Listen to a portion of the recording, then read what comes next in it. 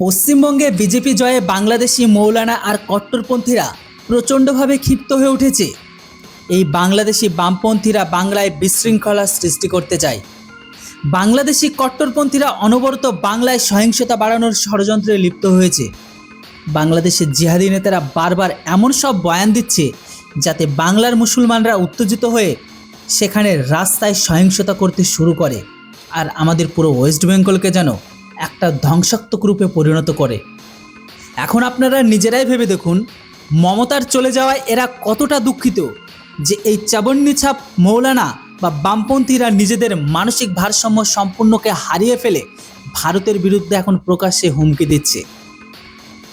এখন বাংলাদেশের কট্টরপন্থী মৌলানা এনায়েতুল্লাহ আব্বাসী প্রকাশ্যে বিজেপিকে হুমকি দিচ্ছে। এমনকি সে এটাও বলছে, যদি পশ্চিমবঙ্গে একজন মুসলমানেরও কিছু হয় তবে সে হিন্দুদের গণহত্যা শুরু করে দেবে। শুধু তাই নয়, সে এটাও বলছে যে বাংলাদেশে হিন্দুদের নিরাপদ থাকতে দেওয়া হবে না। আমরা তার পুরো বয়ান আপনাদের সামনে প্রতিটি শব্দকে ডিকোড করে জানাবো। পাশাপাশি আমরা ভিডিওটিতে এই রহস্য ফাঁস করব যে কেন হঠাৎ করে এদের ভেতর থেকে এত ঘৃণা বেরিয়ে আসতে শুরু করলো। আর মমতার সময় পর্যন্ত তো এরা আরামসে নিজেদের ইচ্ছামতো কাজ করছিল, কিন্তু যেই সিএম মুখ্যমন্ত্রী শুভেন্দু অধিকারী পশ্চিমবঙ্গে গদিতে বসলেন এবং অনবরত কড়া ব্যবস্থা গ্রহণ করতে শুরু করলেন, অমনি এরা ছটফট করতে শুরু করেছে। আসলে আপনাদের জানিয়ে রাখি যে বাংলাদেশের এই সমস্ত ইসলাম প্রোডাক্ট গ্রহণকারী কট্টরপন্থী মৌলানা এনায়েতুল্লাহ আব্বাসী পশ্চিমবঙ্গে বিজেপি সরকার গঠিত হওয়ার পর ভারতের বিরুদ্ধে তীব্র বিষোদ্গার করেছে।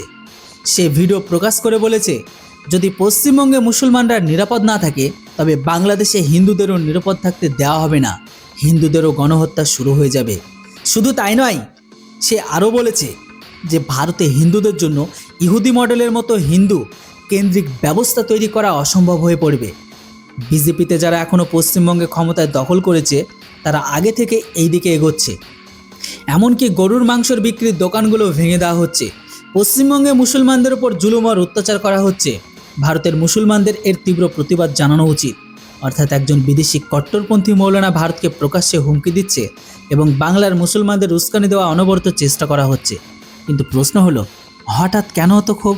এর সব থেকে বড় কারণ হলো মুখ্যমন্ত্রী শুভেন্দু অধিকারীর একের পর এক কড়া পদক্ষেপ। হ্যাঁ, শুভেন্দু অধিকারী গদিতে বসে ভারত বাংলাদেশ সীমান্তে কাঁটাতারের বেড়া দেওয়ার কাজ দ্রুত করার সিদ্ধান্ত নিয়েছে। বিএসএফকে ৪৫ দিনের মধ্যে জমি হস্তান্তরের নির্দেশ দেওয়া হয়েছে যাতে অরক্ষিত এলাকায় কাঁটাতার লাগানো যায় এবং অনুপ্রবেশ পুরোপুরি বন্ধ করা যায়। অর্থাৎ এখন সেই রাস্তাগুলো বন্ধ হতে চলেছে যার মাধ্যমে বছরের পর বছর ধরে অনুপ্রবেশ, পাচার, অবৈধ নেটওয়ার্ক চলছিল। আর এটাই কারণ যে বাংলাদেশ বর্তমানে এই পদক্ষেপগুলো দেখে তোলপাড় শুরু হয়ে গেছে। অন্যদিকে বাংলাদেশ শুভেন্দু সরকার একের পর এক বড় সিদ্ধান্ত নিচ্ছে।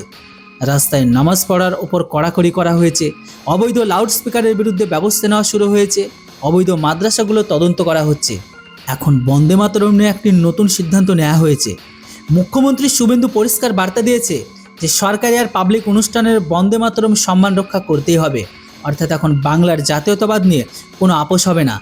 আর এই কারণেই এই সমস্ত ইসলাম প্রোডাক্ট গ্রহণকারী কট্টরপন্থী গ্যাংগুলোর অস্থির হয়ে পড়েছে। কারণ যারা বছরের পর বছর রাজনৈতিক সুরক্ষা পেয়েছে এখন তাদের উপর আইনের ফাঁস শক্ত হচ্ছে। বিজেপির দাবি যে বাংলায় ৪০ থেকে ৬০ লক্ষ বাংলাদেশি অনুপ্রবেশকারী রয়েছে এবং যদি ভোটার তালিকা থেকে লক্ষ লক্ষ নাম বাদ যায় তবে স্পষ্ট যে পুরো ভোট ব্যাংক মডেলটি নড়ে যাবে। অর্থাৎ এই লড়াই শুধু রাজনীতির নয়, এটি বাংলার নিরাপত্তার লড়াই, সীমান্তের নিরাপত্তার লড়াই এবং সেই নেটওয়ার্ক শেষ করার লড়াই যা বছরের পর বছর বাংলাকে তোষণ ও সহিংসতার রাজনীতিতে ডুবে রেখেছিল। কিন্তু এখন পশ্চিমবঙ্গের চিত্র বদলাচ্ছে। পশ্চিমবঙ্গের বার্তা হলো, বাংলার আর দাঙ্গা চলবে না, আইন চলবে, অনুপ্রবেশ নয়, বর্ডার সিকিউরিটি চলবে। আর ভারতকে হুমকি দেওয়া লোকেদের বুঝে নেওয়া উচিত যে এটি নতুন ভারত। এখানে জবাব শুধু কথা দিয়ে নয়, সরাসরি অ্যাকশান দিয়ে নেওয়া হয় এবং তা শুরু হয়ে গেছে। আর এ কারণেই বাংলাদেশি কট্টরপন্থীরা ক্ষিপ্ত হয়ে আছে। এই পুরো রিপোর্টের ওপর আপনার কি মতামত তা কমেন্ট সেকশনে অবশ্যই লিখে জানান। Thanks for watching. জয় হিন্দ, বন্দে মাতরম।